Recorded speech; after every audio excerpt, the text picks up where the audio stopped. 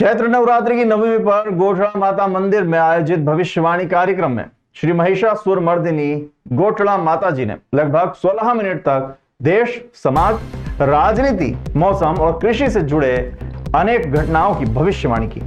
भविष्यवाणी सुनने के लिए न केवल मध्य प्रदेश बल्कि अन्य राज्यों से भी हजारों श्रद्धालु मलेनी नदी के तट पर जुटे। गोठड़ा माता जी ने अपनी भविष्यवाणी में बताया कि गर्मी भीषण रहेगी, जिससे वाहन भी जल सकते हैं। राजनीति में उथल पुथल होगी, मगर राजा नहीं बदलेगा। दंगे व दुर्घटनाएं बढ़ेंगी। बैशाख में बारिश के साथ तेज हवाएं चलेंगी, जबकि आषाढ़ में आंधी तूफान से जन धन की हानि होगी। बारिश जल्द आएगी, लेकिन प्रारंभिक बोनी से बचने की सलाह दी गई है। कृषि से संबंधित भविष्यवाणी में माता जी ने बताया कि लहसुन, प्याज, मटर, चना, टमाटर, मिर्ची आदि फसलों के भाव अच्छे रहेंगे। लाल व काले रंग की फसलें लाभदायक होंगी। सोयाबीन में इल्ली का प्रकोप रहेगा, पर भाव ठीक ठाक मिलेंगे। सोने में तेजी, जबकि चांदी सामान्य रहेगी। फसल उत्पादन अच्छा होगा, लेकिन सूखा भी कुछ क्षेत्रों में देखने को मिलेगा। माता जी ने खेती बाड़ी के लिए मुहूर्त और सावधानियां भी बताई। पहली बोनी आषाढ़ की एकम से अष्टमी तक होगी, जबकि दूसरी बोनी उतरते आषाढ़ से बैठता सावन के पहले 9 दिन होगी। जुताई का मुहूर्त 13 गुरुवार दोपहर 3 से 6 बजे के बीच होगा। ट्रैक्टर से जुताई से बचने की सलाह भी दी गई है। हाथ से शुभ मुहूर्त करना चाहिए। जमीन माता की पूजा करनी चाहिए और तिलक लगाकर खेत में प्रवेश करना चाहिए। माता जी ने अपनी भविष्यवाणी में समाज से गौ माता की रक्षा, साथ ही बेटी बचाने की अपील करते हुए कहा कि यह युग धर्म का है। ऐसे में संवेदनशील जिम्मेदारियां निभाना आवश्यक है। और देखो अभी तो बेटो बाप ने मारी रो है, बेटी मन मान्य पति करी रही है, तो वेरो तो कोई इलाज है को नहीं।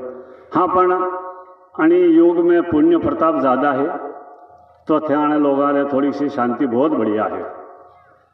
अणी में कई कोने बढ़िया है, पर कारण कलयुग देवता ने होती लीधा हगरा ने, तो यो तो बहुत बड़ी बात। वेरी उम्र बड़े रो थे, थाने उम्र तो बड़ा बुरा काम कहाँ करी रहा। बाप बेटी ने और किरो, बेटी बाप ने और किरो, कई है।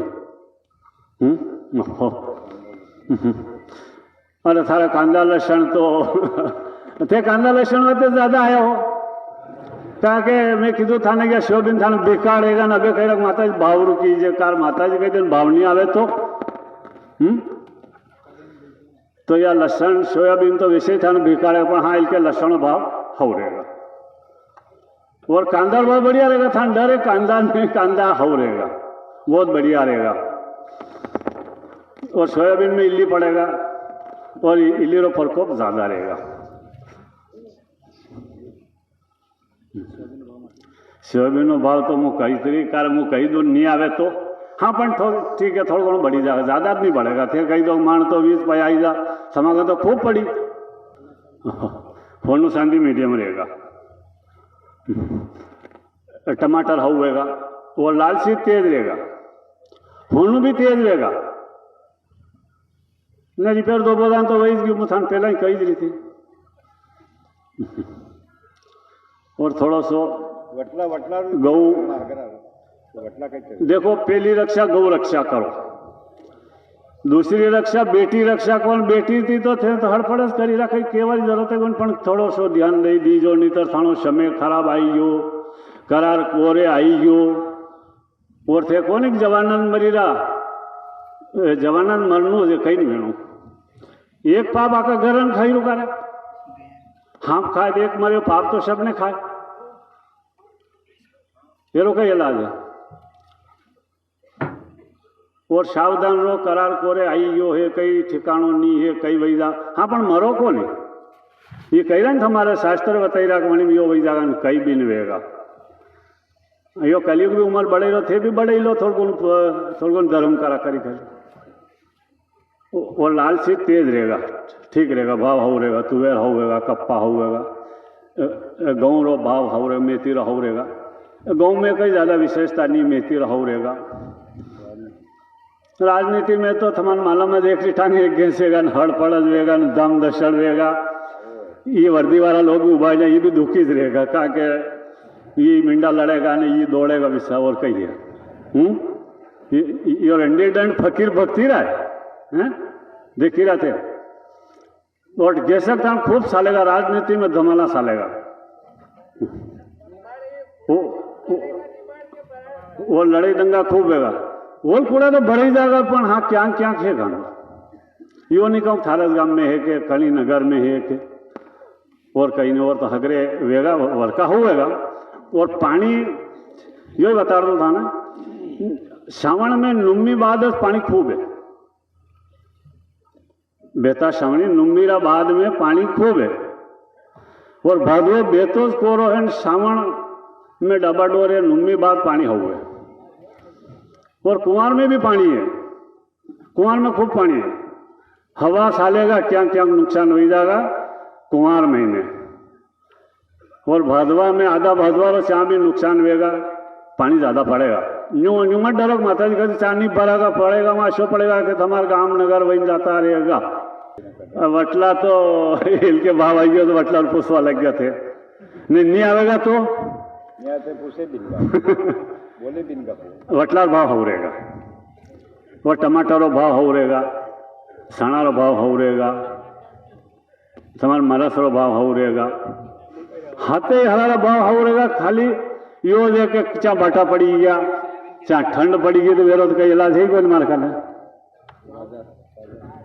राजा तो अबे वो रहेगा, पर घेर सकता तो वही जी अब राजा का ही अब वेसगा कहे, पर अबार तो वो है। बाकी ठीक है, थान लोगों थान हिसाब से देख लो कई वेगा। मावटा हाथ कीधु ना मुहूर्त 13 गुरुवार 3 થી 6 वो बलिया थे बलिया से आए था वहां बलिया थे ने हाथी करजो और ट्रैक्टर से मत करजो। मुहूर्त हमेशा हाथी करजो, ट्रैक्टर से मुहूर्त करो मत। और आतमणा थी उगमणा धरो नेर जमीन माता पूजन करजो, तिलक लिकारजो, नहीं तो उड़ा फाड़ी साली पड़जो तो वही हुदू। या धरती माता ये रीते पूजन करो। भूखा में 2 झटका इनके टेम भी बताई दू। ये भूखा होगा महापौष में क्या क्या आवेगा रे, कहीं मालूम पड़ेगा नहीं, कहीं नहीं पड़ेगा। शो कहीं खतरो को नहीं। हाँ पण हमेशा बुरी है तुम्हारी। यो पहली तो थमन कीधु के गौ रक्षा करो, थमान नेता भी के गौ रक्षा करो करे, हगरू तो फाड़ा फोड़ी कर लेके थमाए। अबे कई करेगा, बेटी रक्षा करो और ब्राह्मण रक्षा करो। हाँ पण इनके बीमारी में थोड़ा सा नुकसान है, पण कई कई करता रहीजो तो वेतू रहेगा। और खेड़ा देवत पूजो गामड़ा नहीं तो मना नहीं भूली जाए भी थमा नहीं भूली जाएगा। और प्रत्यक्ष ईश्वरणी संसार में है थे यो बत हो सको भगवान कई है नहीं क्या है कणे दे क्या वो कई करेगा, कहीं नहीं करेगा, वो सब करेगा। यो तो देखी रहा थे। अबे तो हाथों हाथ करो न हाथों हाथ भगतणु पड़ेगा। पहला अगले जमाने थू सतयुग में, और अबे तो अबार जे हाथों हाथ काम है कि एक्सीडेंट भैया है। और एक्सीडेंट खूब है, यही भूली गई तेरे मुंह थमाने खूब वेगा, अंधा धूंध वेगा, पण वाहन थोड़ा धीरे चलाड़ो फायदो मिलेगा। पण ते उड़ी रहा कारण आसमान में उड़ी जाए अभी भी भड़काई रहा थे, एटे वाले भड़काई रहा। तो कहिए थोड़ी सी शांति राख लो, देर थी सैलिया जाजो, उन्हें कई फर्क नहीं पड़ेगा। उज्जैन के नागझरी थाना क्षेत्र में एक दिल दहला देने वाली घटना सामने आई है, जहां एक पति ने अपनी पत्नी पर चाकू से हमला कर दिया। हमले में घायल महिला को अस्पताल में भर्ती कराया गया है। जानकारी के अनुसार 24 वर्षीय ज्योति और उसके पति राजकुमार के बीच तलाक का केस कोर्ट में चल रहा था। इसके बावजूद राजकुमार ज्योति को जबरदस्ती अपने साथ ससुराल ले जाने का दबाव बना रहा था। ज्योति ने बताया कि उसका पति कोई काम धंधा नहीं करता है और शराब पीकर उसके साथ मारपीट करता है, जिससे तंग आकर वो अपनी मां के घर रह रही थी। आज सुबह करीब 6 बजे ज्योति सिलाई कंपनी में काम करने जा रही थी, तभी राजकुमार बाइक पर आया और उसे रोका। जब ज्योति ने उसके साथ जाने से इनकार किया तो राजकुमार ने चाकू से उसके गले और हाथ पर वार कर दिए। ज्योति ने अपनी मां कैलाशी बाई को मोबाइल पर कॉल किया, जिन्होंने उसे अस्पताल पहुंचाया। पुलिस ने ज्योति के बयान दर्ज कर लिए हैं और मामले की जांच शुरू कर दी है। अब देखना यह है कि पुलिस इस मामले में क्या कार्रवाई करती है और दोषी को क्या सजा मिलती है। मेरे पति ने मुझे ना चाकू मारा। मैं सुबह काम पे जा रही थी फैक्ट्री में, तो पीछे से आके उसने हमला करा, गला पकड़ के मेरे को चाकू की मार दी। बोले मेरे साथ चल, मेरे साथ रहे। मैं उसके साथ नहीं रह रही थी इसलिए। तो आपका केस भी चल रहा है? हाँ, मेरा केस भी चल रहा कोर्ट में केस लगा रखा मैंने तलाक का, पर वो तलाक नहीं दे रहा था। मैं मेरे मम्मी पापा के पास रह रही थी 2 साल से। ये जो घटना हुई चाकूबाजी कहाँ पर हुई? ये इंदिरा नगर में बैंक के इधर पीछे। महाराष्ट्र से उज्जैन बाबा महाकाल के दर्शन करने आए एक श्रद्धालु की तबीयत बिगड़ गई, जिससे उसकी मौत हो गई। महाकाल थाना पुलिस ने शव का पोस्टमार्टम कराया है। महाराष्ट्र के रहने वाले सचिन अपने दोस्त के साथ बाबा महाकाल के दर्शन करने के लिए उज्जैन आए थे। दर्शन करने के बाद जब वो मंदिर परिसर में घूम रहे थे, तभी सचिन को अचानक चक्कर आए और वह जमीन पर गिर गए। तत्काल मंदिर समिति के गार्ड द्वारा उन्हें मेडिकल स्टाफ की मदद से प्राथमिक उपचार दिया गया, लेकिन हालत बिगड़ने पर उन्हें एम्बुलेंस के माध्यम से चरक अस्पताल भेजा गया। अस्पताल पहुंचने से पहले ही रास्ते में उन्होंने दम तोड़ दिया। मामले में महाकाल थाना पुलिस ने शव का पोस्टमार्टम कराकर मामले में जांच शुरू कर दी है। पुलिस इस मामले में आगे की कार्रवाई कर रही है और सचिन की मौत के कारणों का पता लगाने की कोशिश की जा रही है। मुंबई से आए थे हम लोग 5 तारीख को। 6 तारीख को दर्शन था। होटल बीटर रूम बुक कर दिए। उसके बाद में फ्रेश होके दर्शन लेने गए। दर्शन हो गया, बाहर आए। उसके बाद में खाना खाने के लिए टोकन लेने जा रहे थे। तभी वो डिस्टेंस में उसको चक्कर विक्कर, दोपहर का टाइम था, लगभग 1:30-2 बजे का टाइम था। उनको चक्कर विक्कर आने लगा। फिर थोड़े टाइम पानी वानी पिला के बिठा दिया। उसके बाद में किधर तो बैठे हो बहुत टाइम तक। बाद में उनको थोड़ा सा एसिडिटी टाइप, मतलब जैसे कि वॉमिटिंग ऐसा होने लगा। तो उसके बाद में वहाँ पे रहते हैं कि इमरजेंसी के लिए वो लोग को बुलाया कि बाबा कम से कम होटल तलक छोड़ दो करके, आराम करना करें। तो उतने समय से पहले उनको वॉमिटिंग होने लगा, जो भी क्या कुछ पानी भी नहीं या फिर जैसे भी था करके उन्होंने वो सब वॉमिटिंग होने लगा उनको। तो फिर तुरंत वहाँ पे आए ना, वो डॉक्टर बुलाए तो उन्होंने बोला कि एम्बुलेंस मंगा के हॉस्पिटल लेके जाना पड़ेगा। तो उसके बाद में किधर तो है ना, एम्बुलेंस आया। एम्बुलेंस में उन्होंने चेक किया डॉक्टर ने, और फिर डायरेक्ट हॉस्पिटल, सिविल हॉस्पिटल लेके आए चराग भवन के इधर। तो वहाँ पे उन लोगों ने टेस्ट करवाया करके, उन लोग का जो भी टेस्ट रहता है करके कि हाँ ब्रीथ नहीं है या फिर सांस नहीं ले रहे, तो उसके लिए टेस्ट किया। फिर उनका रिपोर्ट आया कि हाँ नहीं है अभी। उज्जैन मंडल अभिभाषक संघ के चुनाव परिणाम सोमवार रात्रि को जिला न्यायालय परिसर में मतगणना के बाद घोषित किए गए। आज सुबह 10 बजे से शाम 4 बजे तक मतदान हुआ। इस मतदान में कुल 1621 मतदाताओं में से 1414 मतदाताओं ने अपने मत का उपयोग किया। शाम 5 बजे से मतों की गणना शुरू हुई। इस मतगणना में सबसे खास बात यह रही कि कई दिग्गजों ने अपने मत का उपयोग किया, जिसमें राज्य मंत्री का दर्जा प्राप्त वक्फ बोर्ड कमेटी के प्रदेश अध्यक्ष सनवर पटेल, पूर्व विधायक राजेंद्र भारती, कांग्रेस के नगर निगम नेता प्रतिपक्ष रवि राय सहित कई पार्षद व शहर के वरिष्ठ लोगों ने मतदान किया। रात्रि 9 बजे मुख्य निर्वाचन अधिकारी एडवोकेट अजय गिरिया ने परिणाम की घोषणा की, जिसके मुताबिक अध्यक्ष पद पर ओम सारवान विजय हुए। उन्होंने अपने निकटतम प्रतिद्वंदी संजय गोयल को 151 मतों से हराया। ओम सारवान को कुल 446 मत प्राप्त हुए। सचिव पद पर प्रकाश चौबे 197 मतों के साथ विजय हुए, मतलब 197 मतों के अंतर से विजय हुए। प्रकाश चौबे ने अपने निकटतम प्रतिद्वंदी मुकेश अग्रवाल को हराया। वहीं उपाध्यक्ष पद पर सुरेंद्र मेहता 264 मतों से विजयी हुए।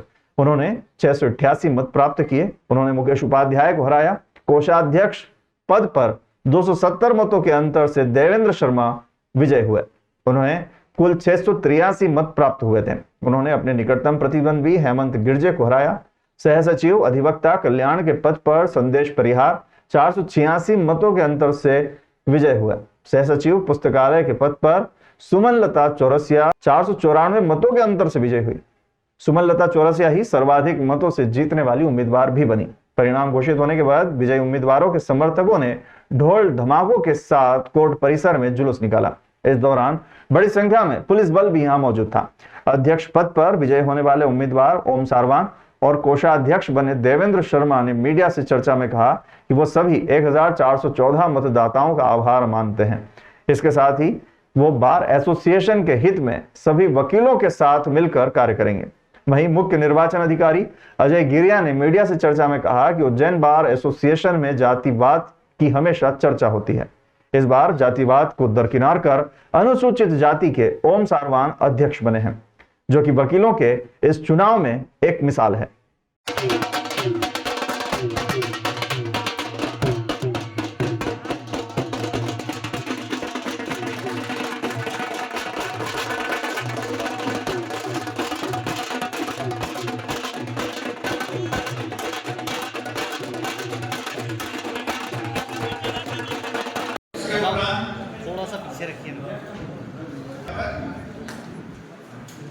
परिहार को विजयी घोषित किया जाता है। पोषक पर अध्यक्ष के पद पर श्री पंडित देवेश शर्मा को विजयी घोषित किया जाता है। के पद पर डॉक्टर प्रकाश चौबे को विजयी घोषित किया जाता है। लगातार उपाध्यक्ष के पद पर ये सर्वाधिक मत प्राप्त किए उन्हें विजयी घोषित किया जाता है। और अंतिम जो पद अध्यक्ष का पद, अध्यक्ष के पद पर श्री ओम सारवान जी को विजयी घोषित किया जाता है। इसी के साथ मतगणना पूर्ण होती है। जितने विजयी प्रत्याशी हैं, कार्यकारिणी की बाकी है, जितने विजयी प्रत्याशी हैं सभी को बहुत बधाई। पूरी टीम मतों का आकलन तो मैंने अभी नहीं किया है कि कितने वोट से, लगभग 151 वोट से आज अभी घोषणा हुई है। और इसका श्रेय जो है बार के हर मतदाता को, हर अधिवक्ता को, हर अभिभाषक को, जिन्होंने मुझे इतना प्यार, इतना आशीर्वाद, इतना स्नेह दिया। मैं उन सभी के प्रति कृतज्ञता व्यक्त करता हूँ। मैं कृतज्ञता तो कभी कर ही नहीं सकता उनकी, ना आभार मान सकता हूँ जीवन में। उन्होंने जो सम्मान मुझे दिया उसके लिए मैं उन सब का आभारी हूँ। उन सब के प्रति कृतज्ञता व्यक्त करता हूँ जिन्होंने प्रत्यक्ष और अप्रत्यक्ष रूप से मुझे सहयोग किया और आज इस मुकाम पे पहुँचाया। क्या रणनीति रहेगी, प्राथमिकता क्या रहेगी अब आगे? बार के हर वरिष्ठ, कनिष्ठ, अभिभाषक, मातृशक्तियों को साथ में लेकर काम करेंगे और बार की भलाई, बार की अच्छाई के लिए जो भी बन सकेगा वो हम काम करेंगे। इस बार ने इतने अच्छे परिणाम इस बार दिए। सभी लोग बात करते थे कि कभी जातिवाद चलता है, कभी ये चलता है। इस बार ने आज बताया कि नहीं, हम जातिवाद है ना कुछ है, सब जितने भी लड़ रहे हैं सब भाई हैं और सब भाइयों के बीच में मुकाबला था। और बार ने आज जिसे पसंद किया, अध्यक्ष के रूप में ओम सारवान जी को चुना है। 151 मत से अपने निकटतम प्रतिद्वंदी संजय गौल जी से वो विजयी हुए हैं, उनको 151 मत ज़्यादा प्राप्त हुए हैं। उपाध्यक्ष के रूप में श्री सुरेंद्र मेहता जी को इस बार ने चुना है। 264 मत उन्हें अपने निकटतम प्रतिद्वंदी से ज़्यादा प्राप्त हुए हैं। इसी प्रकार सचिव के रूप में डॉक्टर प्रकाश चौबे चौथी बार हमारे बार के सचिव बने हैं और 197 मत से अपने निकटतम प्रतिद्वंदी से वो आगे रहे हैं। कोषाध्यक्ष के रूप में इस बार ने चुना है पंडित देवेश शर्मा को और वो 270 मतों से अपने प्रतिद्वंदी से आगे हुए हैं। और सहसचिव अधिवक्ता कल्याण के पद पर संदेश परिहार 486 मतों से वो आगे रहे हैं।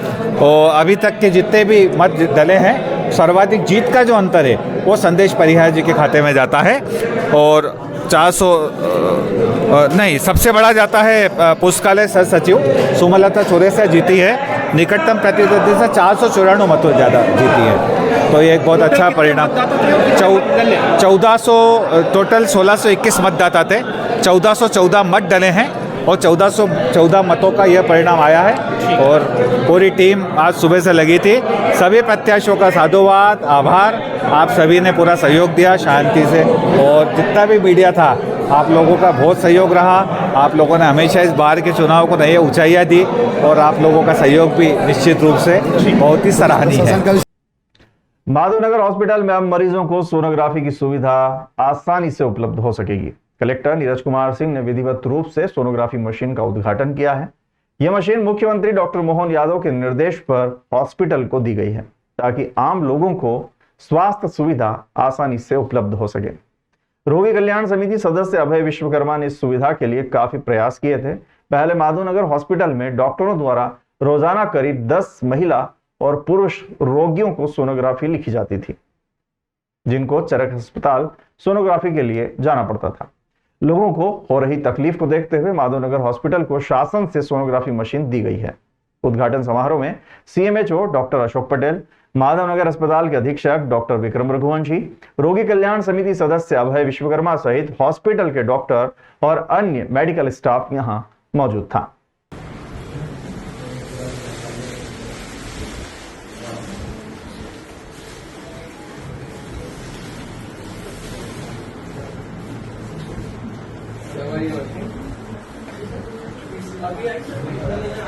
माधवनगर हॉस्पिटल में सोनोग्राफी मशीन आई है और इसी के साथ वहाँ पर सोनोग्राफी स्टार्ट हो पा रही है।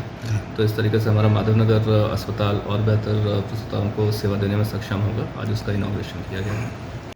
कलेक्टर नीरज कुमार सिंह ने सोमवार को समयावधि पत्रों की समीक्षा की और सिंहस्थ 2028 के सफल आयोजन के लिए किए जा रहे कार्यों की प्रगति की जानकारी ली। इस दौरान उन्होंने BDC द्वारा समय अनुसार किए जा रहे कार्य की प्रशंसा की। कलेक्टर नीरज कुमार सिंह ने UDA, लोक निर्माण विभाग, जल संसाधन विभाग, साथ ही भारतीय राष्ट्रीय राजमार्ग प्राधिकरण, मध्य प्रदेश RDC, नगर निगम, साथ ही कई विभागों को 2 शिफ्ट में कार्य कर लक्ष्य अनुसार कार्य करने के आवश्यक दिशा निर्देश दिए। इसके अलावा उन्होंने मुख्य सचिव अनुराग जैन द्वारा दिए गए निर्देश अनुसार end of the day meeting कार्य कर रहे ठेकेदारों के साथ कार्य प्रगति की जानकारी प्रतिदिन भेजने के निर्देश दिए। बैठक में कलेक्टर नीरज कुमार सिंह ने बारिश शुरू होने से पहले सभी कार्यों की प्रतिदिन की कार्य योजना बनाकर कार्य लक्ष्य अनुसार करने के निर्देश दिए।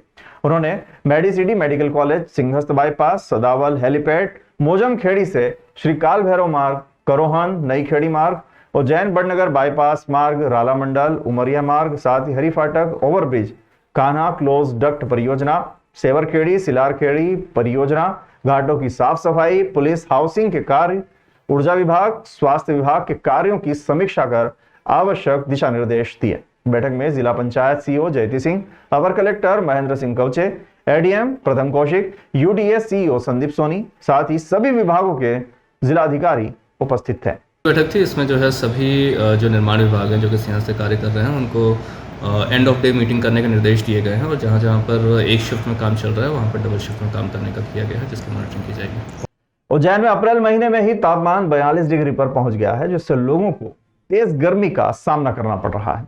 गर्मी के इस दौर में लोग बेहाल हो गए हैं और लू से बचाव के लिए तरह तरह के उपाय कर रहे हैं। गर्मी के इस मौसम में दोपहर के समय लोग जरूरी काम होने पर ही घर से निकल रहे हैं। काम पर जाने वाले लोग गर्मी और धूप से बचने के लिए कई जतन कर रहे हैं। इस बार गर्मी के मौसम में अप्रैल महीने के पहले सप्ताह में ही तापमान 40 डिग्री के पार पहुंच गया है। वेधशाला में सोमवार को दिन का अधिकतम तापमान 41 डिग्री और रात का तापमान 22 डिग्री सेल्सियस दर्ज किया गया। तेज गर्मी होने के असर दोपहर में देखने को मिले, जब सड़क पर कोई भी व्यक्ति दिखाई नहीं दिया। गर्मी से बचाव के लिए लोग कई तरह के जतन कर रहे हैं। हालांकि इस बार मार्च महीने के अंतिम सप्ताह से अधिकतम तापमान 38 डिग्री सेल्सियस से अधिक रहा। यही स्थिति अप्रैल महीने के पहले सप्ताह में भी बनी हुई है। शासकीय जीवाजी वेधशाला में दर्ज रिकॉर्ड के अनुसार रविवार 6 अप्रैल को अधिकतम तापमान 41 डिग्री पर पहुंच गया। वहीं सोमवार को न्यूनतम तापमान 21 डिग्री दर्ज किया गया। 24 घंटे के दौरान दिन और रात के तापमान में 2 डिग्री का अंतर देखा गया, जो कि 2 डिग्री की बढ़ोतरी थी। दोपहर के समय गर्म हवा के थपेड़े और तेज धूप के कारण लोग बीमारी का शिकार भी होने लगे थे। वहीं रात के तापमान में भी बढ़ोतरी होने से उमस बनी रहती है। स्वास्थ्य विभाग ने लू से बचाव के लिए एडवाइजरी जारी भी की है। लोगों को गर्मी से बचाव के लिए कई तरह के उपाय बताए गए हैं और लू से बचने की सलाह भी दी गई है। 2-3 दिन से हम देख रहे हैं कि गर्मी काफ़ी तेज हो रही है। न्यूनतम तापमान बढ़ के आज 21 डिग्री हो गया। अधिकतम तापमान भी कल 41 डिग्री हो गया था, जो अभी का सबसे अधिक तापमान है। कारण ये है कि उत्तर पश्चिमी जो गर्म हवाएं हैं वो तेज़ी से आ रही हैं, जिस कारण ये तापमान बढ़ रहा है। अभी ये पश्चिमी विक्षोभ आया है, उससे थोड़ा सा प्रभाव होगा, लेकिन क्योंकि ये ऊंचाई वाले रहते हैं और बहुत ज़्यादा स्ट्रॉन्ग नहीं रहते हैं, तो इसके कारण बहुत कोई ठंडक की स्थिति नहीं बनती है, लेकिन थोड़ा बहुत ये स्थितियाँ प्रभावित करती हैं। लू की स्थिति मालवा में ज़्यादा नहीं रहती है। कारण क्या है कि पूरा जो मालवा बेल्ट है वो समुद्र तट से लगभग 500 मीटर से ज़्यादा ऊंचाई पर है, तो इसलिए जैसे ही इवनिंग का समय होता है तो हम ऊपर ठंडी जो हवाएं चलती हैं उनके संपर्क में आ जाते हैं और हम देखते हैं कि मालवा की जो शाम का समय है वो काफ़ी सुहावना हो जाता है। प्रसिद्ध भी है कि मालवा की शाम काफ़ी सुहावनी रहती है। लेकिन जो दिन के समय, क्योंकि अगर तेज़ हवाएं चलती हैं तो वो गर्म होती हैं, तो उनको कुछ लू जैसा माना जा सकता है। लेकिन जो पहाड़ी एरिया है, विशेषकर जो बुंदेलखंड का एरिया है, ग्वालियर वगैरह संभाग है, यहाँ तेज लू की स्थितियाँ बनती हैं।